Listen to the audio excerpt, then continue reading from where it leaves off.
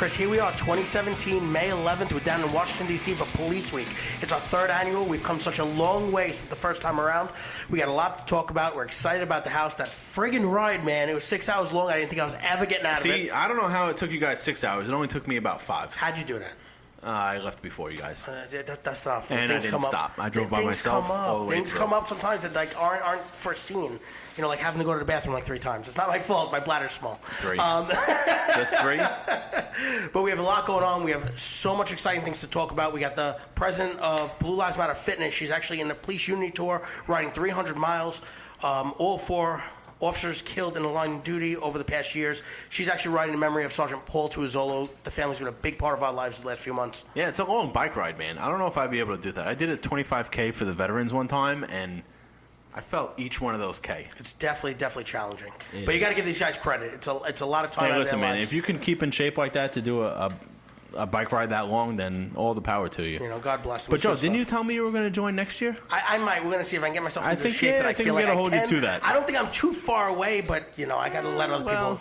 You got to pass the torch sometimes. But it's exciting because we got 10 people helping out this year. Guys that have said they've wanted to. They've seen what we've done, how much we've grown over the last year. They're going to get to see the start of Police Week. That's just amazing. Yeah, man. This is like the holy grail for us right now. I mean, we come down here the past 3 years, and we've done well each year, and each year we improve and we get better. And you see the stuff that you need to improve on. The first year we came down, we started with, I think it was, 3 shirts. Last year we came down with hoodies. Now all of a sudden, oh man, now we have pretty much a clothing line. We've done so many things on the media. It's just very exciting. Now we have so much stuff to get out and to offer people. And you know what? The main thing I look forward to during this whole time in DC is networking and working with people, because there's so many other organizations out there that we all have the same goal. And we need to get together. That's how we met Rick from Brotherhood of the Fallen. We've become very good friends. Yeah, absolutely. The first year, Rick's a great guy. He took us under his wing, come a long way. The last few weeks, we've been nonstop. We went to the Detective Anthony Vendetti motorcycle run in Staten Island. Oh, that was great. I took my son. He had such a blast. Tyler was amazing. We named him head of security. He's so happy about that. I called him the other day. He's just so proud to be helping his dad, helping the organization. Man. I tell you what, though, he put together a pack with all his Nerf guns and talking about how he's going to bounce people out of places. That's so cute. You got to start them young. And Anthony's mother was there, and she read something. I believe it was from her grandson that was very touching that day. He wrote how much the police officers meant to them. And like we've said in the past, having these families remembered 20 or 30 or 40 years, whatever the time frame is, it goes a long way, and it means so much to them. Yeah, if we can't get in touch with the families of past and present, then we're not doing our jobs. We have to get out there. We have to let everyone know what we're doing. We have to help everybody. Whether you were killed in the line of duty, whether you're injured in the line of duty, whenever, you know, you're part of the family, and we need to let you know that we're here for you and we're going to take care of you. That was a great event. Another one we're going to have over at that Staten Island Marine Corps League. It's going to be in August. That's going to be with the Wounded Vet Run. That's another one we did that last year. That was great. We had a great time. I believe we went from almost like the tip of Long Island all the way back to Staten Island. It was a great run. It was hundreds of bikes. Oh, man. Looking forward to that. You know what? With highway shutting down all the streets, we had the firemen over on top saluting as the that was great. Wounded warrior was coming through. That was awesome. incredible. We were just recognized with the Police Officer Philip Cardillo Humanitarian Award, as we spoke in the past. That was just an amazing award to get. The story of Philip Cardillo. On top of that, humanitarian. It's not just volunteering in a regular way. It's going above and beyond.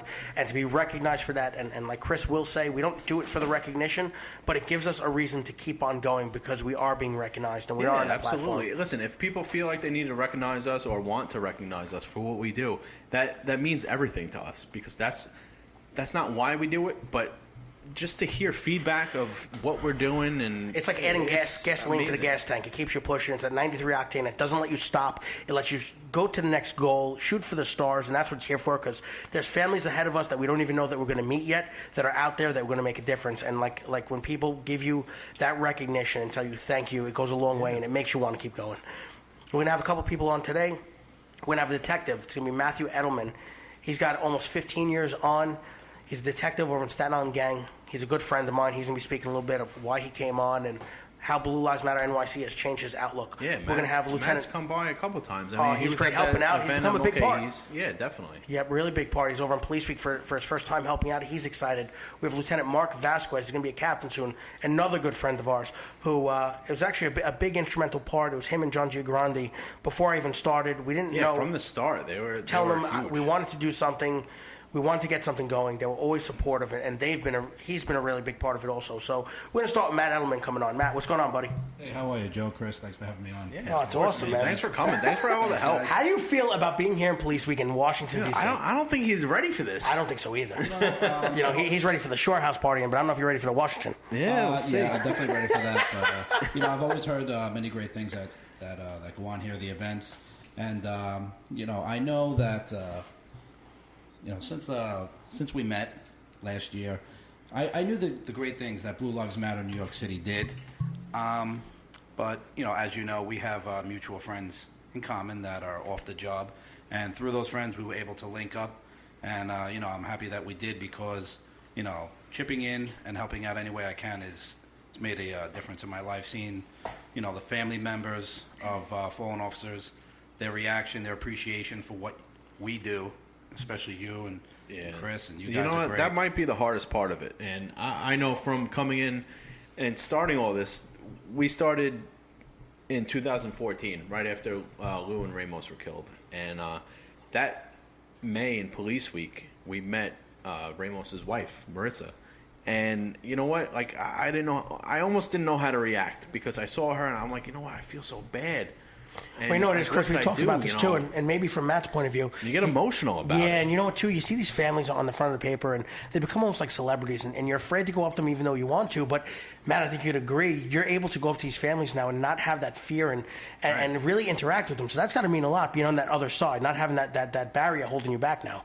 I mean, it feels great. You always see the families in the paper, but you never get a chance to interact with them, and they're real people. Yeah, man. Listen, we're all a family, and you get to see, because over the past 3 years we've been doing this, we've met numerous families that have either lost someone in the line of duty or had a significant other, terminally ill or injured in the line of duty, and you get to see them, and you realize, like, they're just like us. They're no different. They're no different than me and my wife and my kids. They're the same, and you have that one common, interest, and you're there for each family.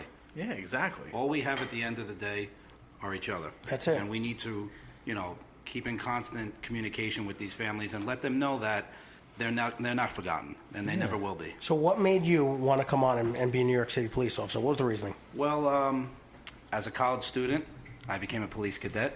Started my police cadet career in the 123 precinct. For people that don't know, or maybe the civilians or the people that do know, those are the guys that the old timers send for coffee. They can't do anything else. They'll pick up the telephone because they're afraid of them. They put reports in the system, don't they? they? Very rarely because they mess up a lot. But that's how he started off. It's like the Buffy kids. Right, exactly. We did nothing. Actually, I spent many hours on the TS while the TS operator was sleeping in the lounge basically the entire tour, but it's okay. For those of you who don't know, that's the guy that answers the phone when you call the precinct. But I was able to see, as a college student, the inner workings of the police department, and I immediately fell in love with it.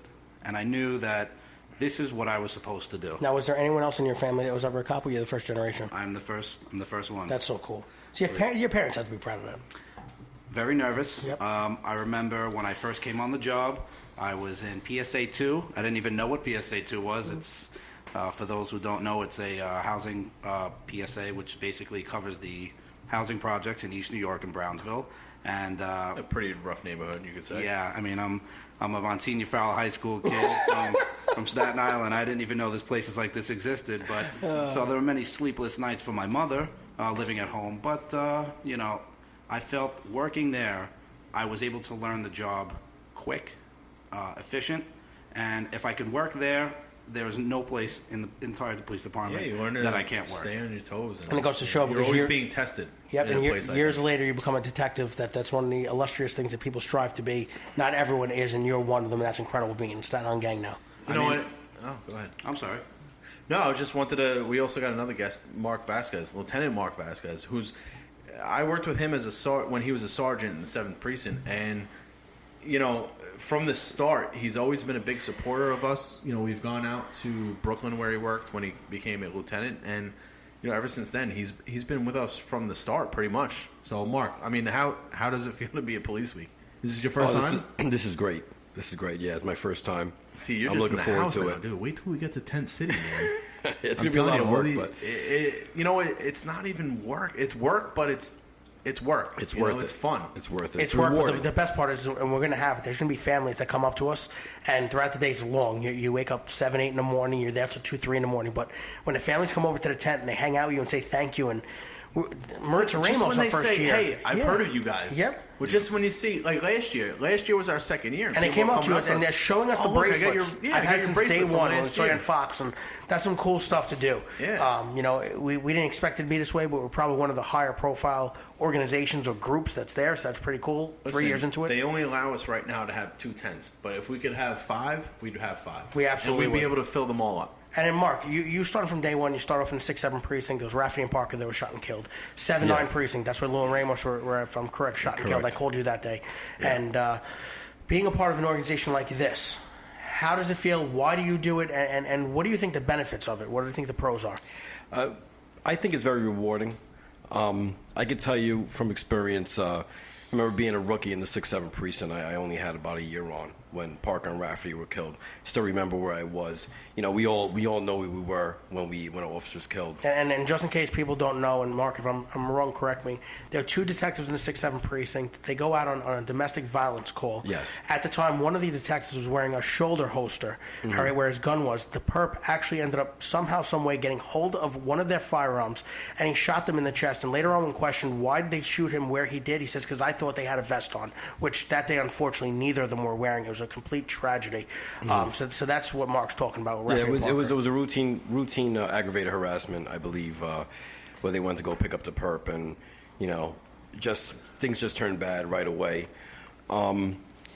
Those are the instances where you almost feel helpless. Like I was a cop for a year when that happened, but I really didn't feel like I was a cop. I don't know if you get that. You know what I'm talking about. Absolutely. You come out the academy, you really don't know that you're a police officer. You're standing there on foot. Until you get, I feel like until you get your first heavy job or heavy, very tragic incident, then that's when you feel like you're initiated. I still remember my first job ever was in a patrol car, because in 7-0 precinct we had impact and we were on foot.